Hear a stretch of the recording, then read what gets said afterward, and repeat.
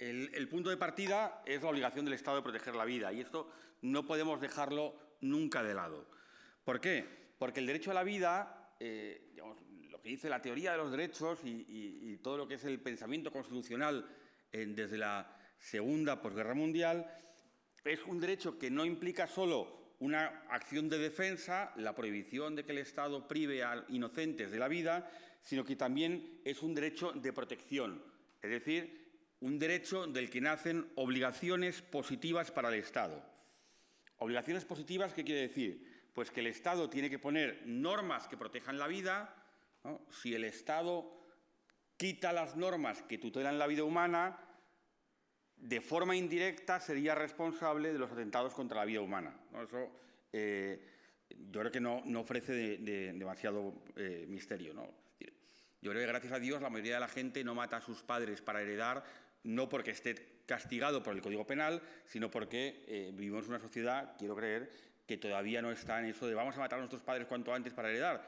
Pero es verdad que hay un porcentaje de gente, y no sabemos cuántos, yo espero que sean poquitos, pero hay un porcentaje de gente que se abstiene de matar a sus padres porque el derecho penal les castiga si lo hacen. De tal manera que, en ausencia de esa norma, esa gente, que repito, espero que sean poquitos, privaría de la vida a sus padres para heredar, ¿no? Pero no solo eso, sino que además está obligado el Estado a realizar prácticas administrativas, ¿no? A poner una acción de lo que es la administración, ese aparato burocrático del Estado que tutele la vida, y además esta obligación se encuentra reforzada cuando estamos hablando de personas vulnerables. Y eso no es algo que es una cuestión solo doctrinal, está en la jurisprudencia del Tribunal Constitucional, que ha dicho que el derecho a la vida no incluye el derecho a la propia muerte, y está en la abundante jurisprudencia del Tribunal Europeo de Derechos Humanos, ¿no? Que no existe el derecho a la eutanasia. Por cierto, y aquí, digamos, no me detendré, pero solo mencionaré, es verdad que hay una sentencia del Tribunal Europeo de Derechos Humanos que parece que apunta a una existencia del derecho a la eutanasia, pero esa sentencia fue revocada en la Gran Sala, ¿no? Es decir, una instancia superior del propio tribunal, pero casualmente, y podemos poner todas las comillas del mundo a eso del casualmente, en la exposición de motivos de la ley que regula la eutanasia se menciona la primera y no la segunda, ¿no? Es decir, se cita erróneamente. Y como uno no puede pensar que cuando se hace una ley no haya tiempo de revisar las cosas, ya me parece que desde la exposición de motivos podríamos decir que es una ley que tiene su propósito tramposo, ¿no?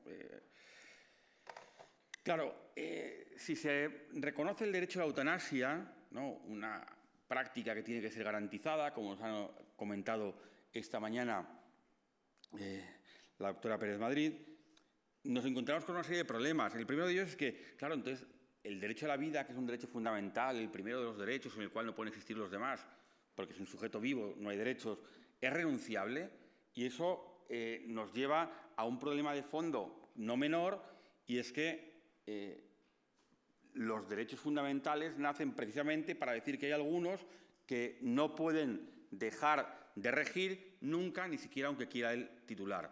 Si cualquiera de ustedes, en una situación de necesidad, se acerca a pedir trabajo y en la entrevista dice, oiga, no se preocupe usted, que yo necesito el trabajo y le firmo, ¿no? Y le dejo por escrito que no voy a ejercer nunca ni el derecho a la huelga, ni a la libertad sindical, ni a las vacaciones pagadas, ni a ningún otro derecho que reconozca el ordenamiento jurídico laboral, ¿no? En una situación de necesidad uno haría eso para poder sacar adelante a sus hijos, se encontrará con que la otra parte dirá, no me sirve de nada esa renuncia porque sabemos que no vale.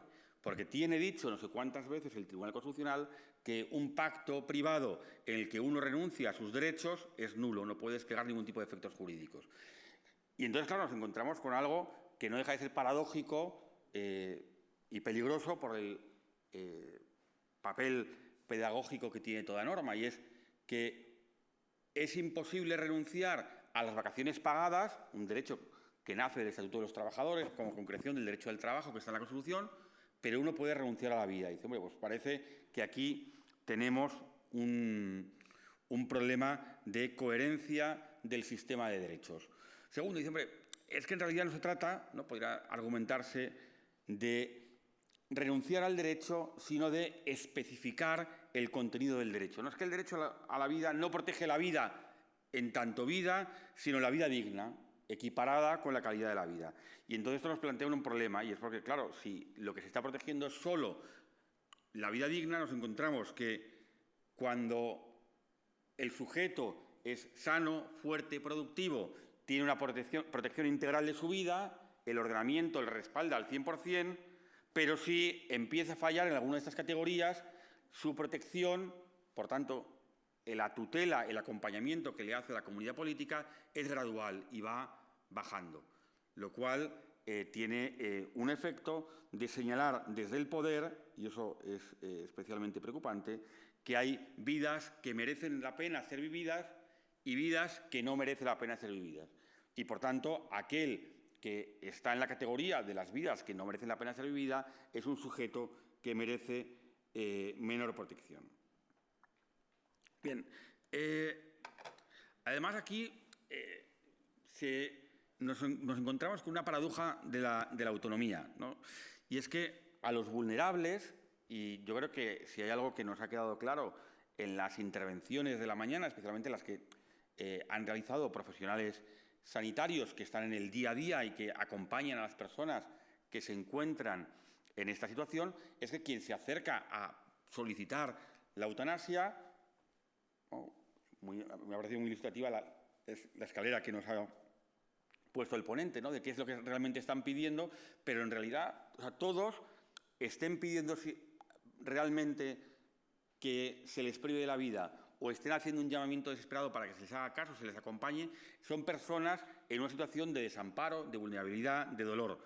Pues bien, a esas personas en una situación de desamparo, de vulnerabilidad y de dolor, se les reconoce una autonomía ilimitada, pero para un acto irreversible, lo cual no deja de tener su paradoja, ¿no? Eres autónomo para dejar de ser autónomo, porque dejas de ser. Y además, y lo ha apuntado también antes la doctora Pérez Madrid, una regulación como la que ha hecho la ley que introduce la eutanasia en nuestro ordenamiento jurídico es una carga de profundidad a cualquier sistema de solidaridad social por lo que significa de inversión de la carga de la prueba. Es decir, aunque parece que es la persona en una situación extremadamente difícil la que tiene que justificar que quiere morir, una vez que se normaliza la eutanasia, se invierte esta situación.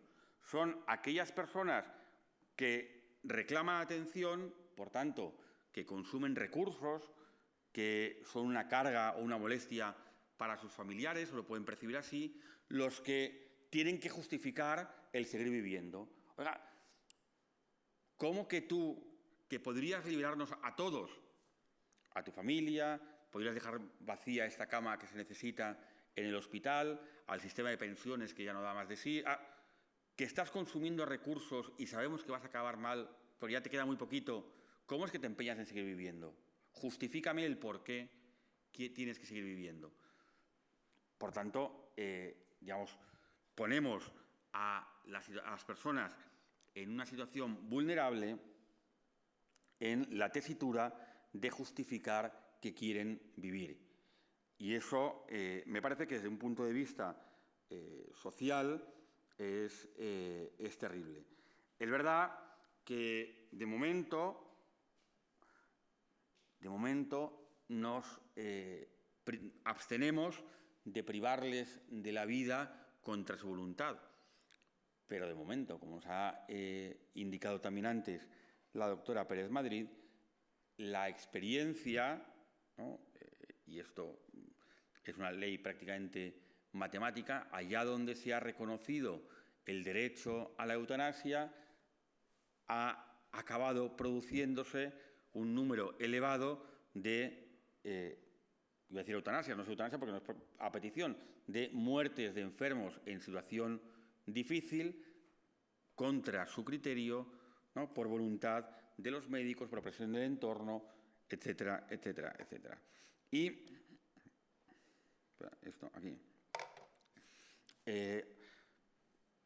Y siguiente consideración general, ahora entraré en el procedimiento y luego en la objeción de conciencia. Tenemos un problema para la profesión médica, porque aquí se produce un cierto espejismo de lo que es, ¿no?, de una teórica regulación garantista, ¿no? El procedimiento es ciertamente complejo, con muchas fases, muchos requisitos, muchos plazos, y cuando uno lo lee parecería que lo que está haciendo es poner trabas a la eutanasia, ¿no? Es como si el legislador hubiera dicho, hombre, no me queda más remedio que legislar esto, pero voy a hacerlo difícil porque en el fondo sé que tengo que proteger la vida. Pero eso, aparte de que no es exactamente así, yo creo que nos lleva a un espejismo, porque nosotros visualizamos una despenalización de la eutanasia con los médicos que conocemos a día de hoy. Es decir, gente que se ha formado, en principio, para salvar. Pero una vez se produce la legalización de la eutanasia, como ha sucedido con otras prácticas, digamos, que afectan a lo que es la profesión médica, como sería el caso del aborto, se produce, se quiera o no se quiera, un cambio en la autocomprensión que los médicos pasan a tener de lo que es su quehacer, ¿no? Porque, claro, ¿de qué va eso de ser médico, ¿no? Cuando alguien termina el colegio y quiere estudiar medicina, ¿de qué va eso de ser médico? Pues uno va a estudiar muchas cosas, ¿no? Y tendrá que estudiar anatomía y biología y 1000 cosas más, pero ¿de qué va eso de ser médico? Y digo, pues de intentar curar a la gente, asumiendo que es una profesión en la que uno acaba perdiendo siempre o casi siempre, porque al final, también nos lo han recordado esta mañana, todo el mundo muere. Pero la profesión va de curar. En cambio, si se normaliza la eutanasia, la profesión médica ya no va de curar, en primer término. En primer término va de evaluar. Va de valorar a la persona. ¿Esta persona está en un contexto eutanásico o no? ¿No está en un contexto eutanásico? Curamos. ¿Está en un contexto eutanásico? Veremos si curamos. Veremos si curamos o le proporcionamos o le promocionamos o le inducimos a que pida la muerte anticipada. Y ese cambio en la autocomprensión de los médicos se ha producido allá donde ha tenido lugar la legalización de la eutanasia. Por eso decía yo que es una ley que no es nada inocua, que tiene unas cargas de profundidad potentes, que tiene un efecto, me parece a mí, peligroso, destructivo para lo que es una sociedad sana. Uno puede decir, no, pero es que va a cambiar el cómo se autoconcibe la profesión médica, ¿no? Y aquellos de ustedes que se dediquen a la medicina o que hayan estudiado la medicina, digamos, en los últimos años, habrán visto que ya cada vez es más difícil que chicos con una conciencia cristiana puedan estar en determinadas especialidades, puedan formarse en determinadas especialidades, porque se ha normalizado, ¿no?, que forma parte de la formación, ¿no?, del entrenamiento, de la enseñanza que deben recibir, la práctica de conductas claramente contrarias a esa conciencia cristiana. Pues bien, si se normaliza la eutanasia, tendríamos lo mismo en otras especialidades distintas, ¿no? Pero no podemos pensar que es una ley con todas las comillas del mundo garantista, pero que habrá un cuerpo de médicos que será capaz de ir poniendo parches, ir poniendo frenos al desarrollo natural de esta ley. No, una vez se normalice, cambiará la propia profesión médica, por desgracia. Bien, brevemente sobre el procedimiento, porque ya lo ha comentado la doctora Pérez Madrid, ¿no? El artículo 5 de la ley establece los requisitos, que hay que presentar dos solicitudes.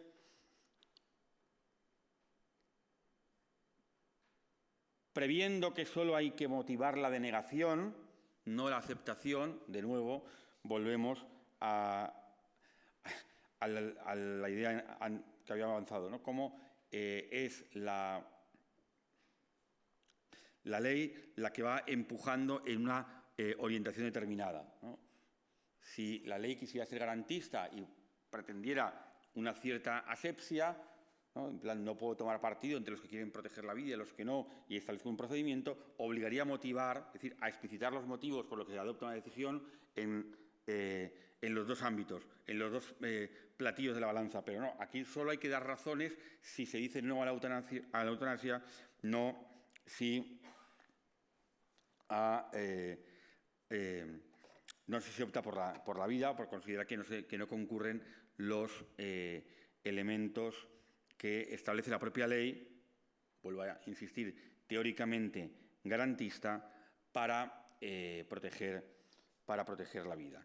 Bien, también nos han avanzado, ¿no? Como la ley señala que las personas que mueran como consecuencia de la aplicación de la eutanasia tendrán la consideración de muerte natural.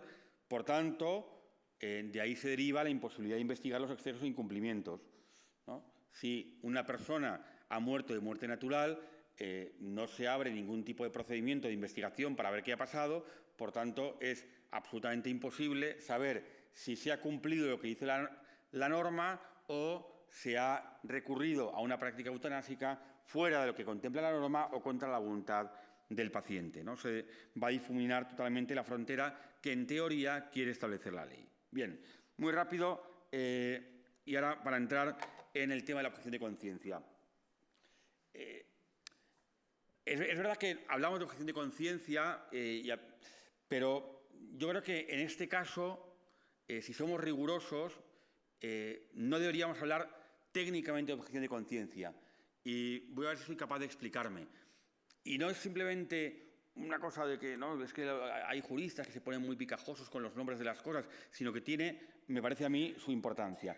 Vamos a imaginar una norma hipotética como la que aparece en la pantalla, ¿no? Que de repente se aprueba Decreto Ley, no sé, 4/2022, que dice: los profesionales sanitarios y los directores de los centros hospitalarios velarán por el uso eficiente de los recursos públicos. En consecuencia, no proporcionarán alimento a los internos, y ya cada uno que continúe la norma como quiera, que tengan de raza X, a los que les queden menos de tantos meses de vida o a los que sean hinchas del equipo que sea, ¿no? Eso lo hace alguien de un equipo y dice: pues mira, los de enfrente me caen bastante mal, pues a los de ese equipo que no se les dé ningún tipo de alimentación, aunque estén en un hospital. Una norma así, de momento, esperemos que sea solo hipotética, es una norma que es radicalmente injusta. Y es radicalmente injusta y además, digamos, sin necesidad de estudiar demasiado derecho, uno dice: esto tiene que ir contra cualquier forma de organizar una comunidad política desde el sentido común. Yo a eso le digo: eso es inconstitucional, pero mira, esto no puede encajar de ninguna manera en una sociedad civilizada, ¿no? Que una norma con ese tenor. Por tanto, en una situación así, lo que uno tiene que reclamar no es que a mí me dejen no cumplirla, sino que esta norma tiene que desaparecer. Primero, no basta con que uno no la cumpla, sino que tiene... Y además, no es que yo alegue motivos de conciencia para no cumplirla, que también, sino que esta norma sería tan destructiva que no tiene cabida en un sistema con un estándar mínimo de decencia jurídica y política, ¿no? A mi modo de ver, la norma que legaliza la eutanasia y que impone, ¿no?, en la parte que impone a los médicos la realización de esta práctica, se parece mucho a esa norma hipotética que yo he puesto ahí. Por eso, me parece a mí que, en rigor, en sentido estricto, no estamos ante un caso de objeción de conciencia, porque lo propio de la objeción de conciencia es que exime a una persona del cumplimiento de un deber por su creencia, que no es la mayoritaria, que no es compartida por la sociedad, de que le está moralmente prohibido cumplir una obligación jurídica. Pero tiene dos presupuestos. Primero, que es un deber jurídico legítimo, que por tanto, como es un deber jurídico legítimo, no lesiona derechos fundamentales de los obligados, ¿no? Y podríamos poner muchos ejemplos de lo que se discute en los tribunales internacionales en el caso de objeción de conciencia. Por ejemplo, parece razonable, no es una locura, que el legislador diga que no se pueden llevar armas por la calle, ¿no? Yo creo que es una cosa que parece razonable en nuestro mundo europeo, que la gente no lleve armas por la calle. Prohibir llevar armas por la calle no es algo que atente contra los derechos de nadie, pero de repente nos encontramos con que hay algunas personas que tienen una creencia determinada, los Sikhs, que forma parte de su cosmovisión religiosa, que los varones tienen que llevar un puñalito, que en el fondo no es especialmente grande y parece una cosa más o menos de juguete, y lo tienen que llevar continuamente, y entonces decimos, bueno, esa creencia no es mayoritaria en nuestra sociedad. Podríamos, porque es legítimo, querer que la gente no vaya armada por la calle, ¿no? Podríamos hacer esa norma, pero consideramos que es preferible relajar la aplicación de la norma antes que forzar la conciencia, ¿no? Decir a unas personas que tienen que elegir o entre irse de aquí o vivir traicionando sus convicciones. Y parece que hay un bien público en que los ciudadanos sean personas íntegras que vivan de acuerdo con sus convicciones y que no traicionen su manera de pensar. Eso es técnicamente una cuestión de conciencia. Lo que estamos viendo aquí es, oiga, obligar a los médicos a privar de la vida a terceros no es algo que el Estado pueda hacer. Por tanto, cuando el médico se rebela, cuando el médico dice que no va a cumplir, no está objetando a un deber jurídico legítimo, porque la pretensión de la norma de que realice actos contrarios a lo que es lo fundamental de la profesión médica no tiene un contenido ilícito, ¿no?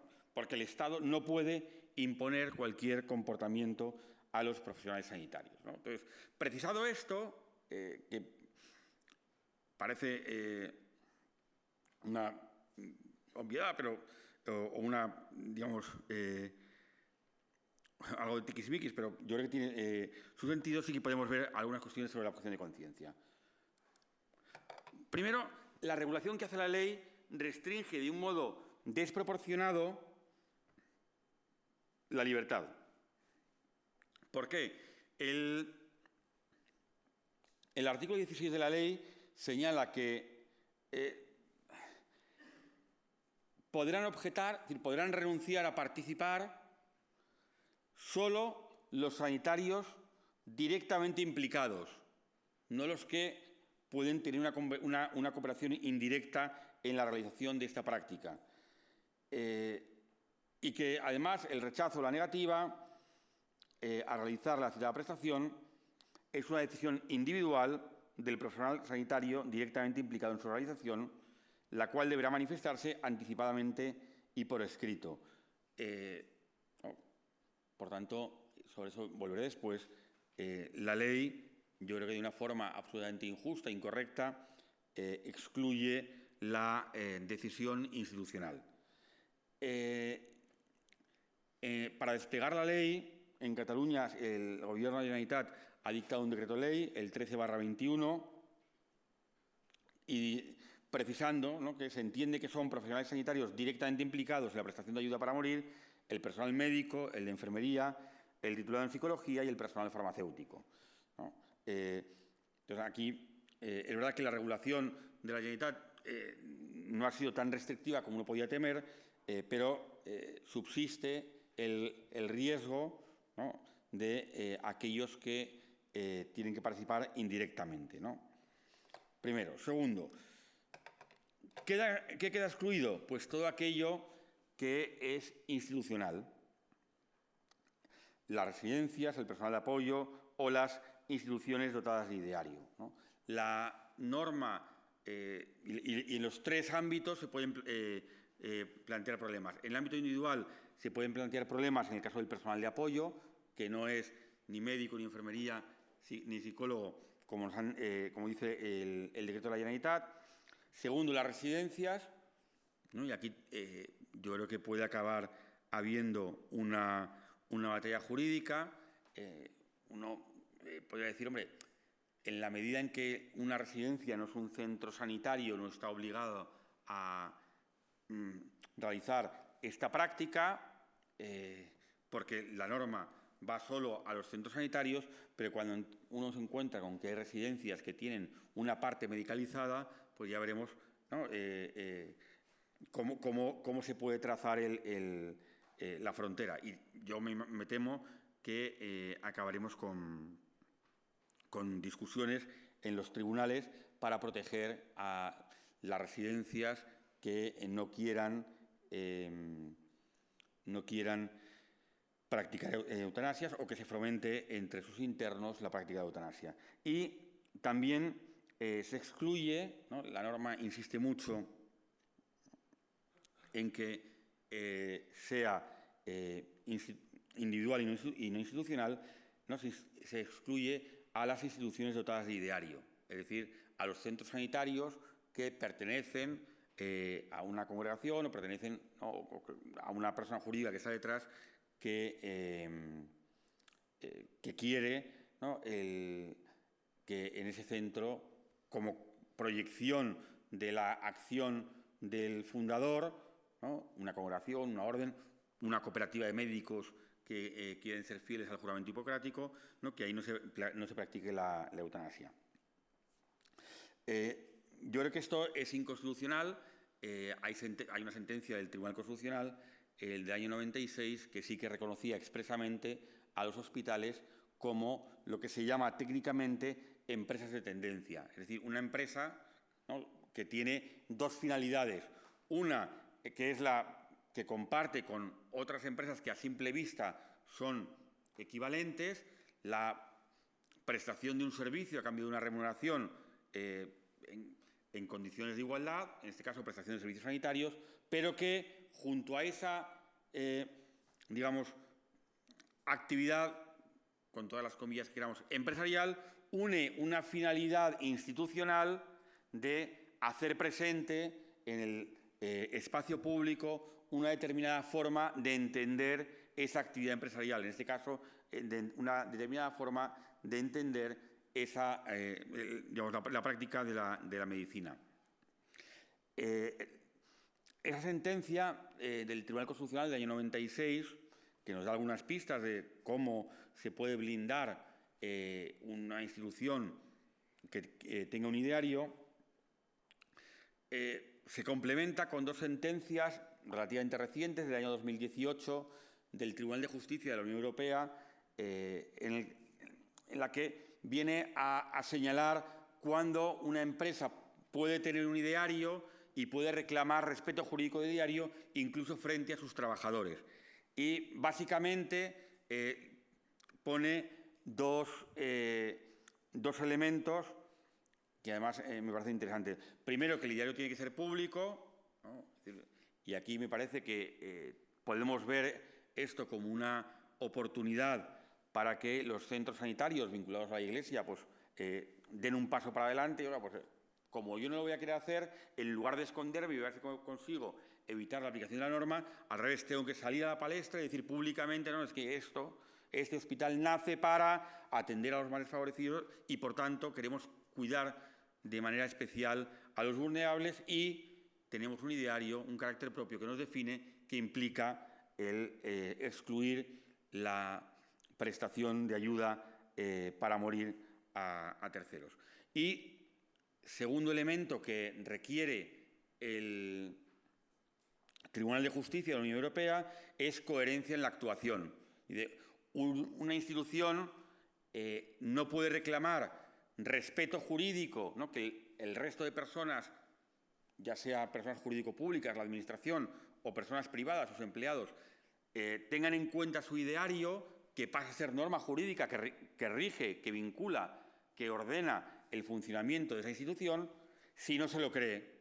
Es decir, si uno a veces hace abortos y a veces no, si a veces practica eutanasia y a veces no puede decir, pero es que luego yo tengo un ideario y quiero dejar de hacer esas cosas. Y no, usted tiene que ser coherente. Si usted es coherente, puede pedir que se respete por parte del Estado jurídicamente su ideario. De nuevo, aquí me parece que tenemos una oportunidad grande para los centros sanitarios vinculados a la Iglesia. Y más me parece que hay que hacerlo porque si no seguirá habiendo un estrangulamiento de la libertad de conciencia en este ámbito en la sociedad.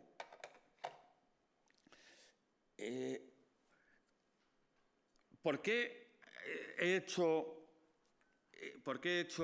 una introducción más global antes de entrar en la cuestión de la objeción de conciencia, aunque técnicamente no sea, pero en la cuestión de la objeción de conciencia? Porque me parece a mí que la regulación de la objeción de conciencia a la eutanasia no se puede entender bien si el cómo lo han redactado, si no se atiende a la experiencia que supuso la regulación de la objeción de conciencia a la ley del aborto del año 2010. En la ley del aborto del año 2010 también además, el precepto es prácticamente igual, se ha redactado igual, es una decisión de carácter individual que se tiene que hacer por escrito, de forma anticipada, lo mismo que hemos visto antes en el artículo 16 respecto a la objeción de conciencia y la eutanasia, pero la ley del año 2010 no preveía que hubiera un registro de objetores de conciencia del aborto. Es verdad que lo creó la Comunidad Foral de Navarra, pero en otras comunidades autónomas no ha habido un registro de objetores de conciencia, sino que se iba sobre la marcha según fueran habiendo o no objetores. Y sucedía que en algunas comunidades prácticamente todos los médicos renunciaban a practicar abortos. Y, digamos, en su pretensión de transformación social, la profesión médica en ocasiones ha sido un freno a el propósito de la ley del año 2010. Pues bien, esto, como no se ha dado la vuelta a esa ley del año 2010, me parece que lo han aprendido el legislador en el año 2021. Y en el año 2021 pues no ha querido dar opción a que las comunidades autónomas decidan si hacen o no registros de objetores. Y lo que hace es ya prever la existencia de un registro de objetores. ¿Por qué? Pues porque en un contexto de precariedad laboral, ¿no?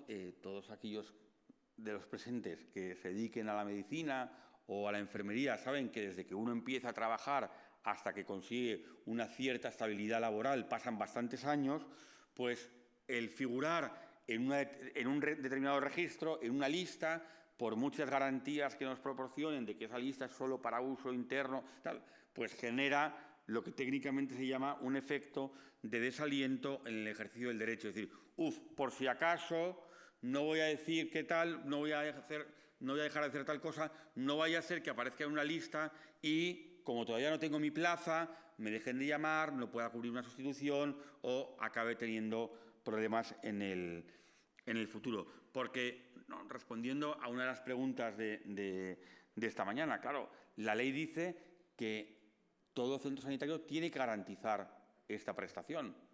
De tal manera que si en un centro todos los profesionales sanitarios dicen que no lo van a hacer, la dirección del centro tendrá que incorporar gente que vaya a hacerlo. Pero si se tiene que incorporar a alguien que vaya a hacerlo,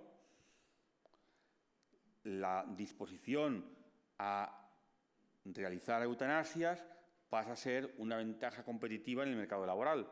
O podemos darle la vuelta. Si unos tienen una ventaja, otros tienen una desventaja. Por lo tanto, podría darse el caso de que la renuncia a realizar eutanasias sea un impedimento, una barrera, una dificultad para acceder a determinados trabajos, ¿no? Por eso decimos que es una regulación que desalienta el ejercicio del derecho. Habrá personas que, aún así, pues digan, mi conciencia está por encima, pero también sabemos, no hay que escandalizarse, que habrá personas que cedan ¿no? por una situación de necesidad, por el motivo que sea, ¿no? Bien, para terminar, dos cosas. Primero, yo creo que lo ha comentado antes el doctor Jesús Vaquero, es verdad que hay una válvula de escape, ¿no?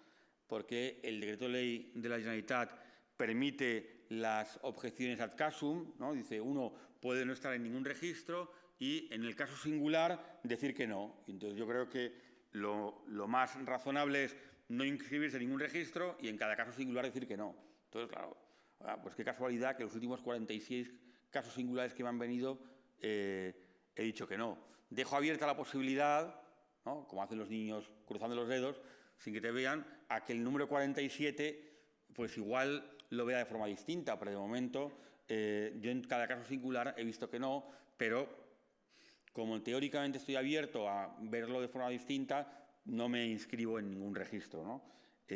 Como forma de proteger la conciencia y al mismo tiempo sabotear una regulación injusta. Bien, para concluir, porque estamos ya al límite del tiempo, porque me quedan 40 minutos y yo 43. Para concluir, y vuelvo a lo anterior,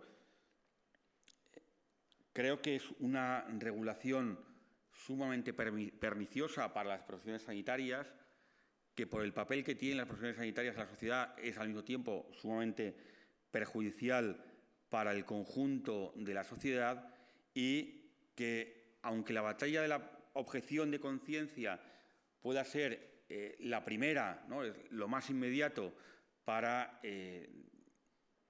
poder seguir estando en el mundo sanitario, como sabemos que en un contexto adverso los oasis tienen los días contados, creo que garantizada una cierta protección jurídica de la conciencia, lo que hay que hacer es trabajar por una regulación justa.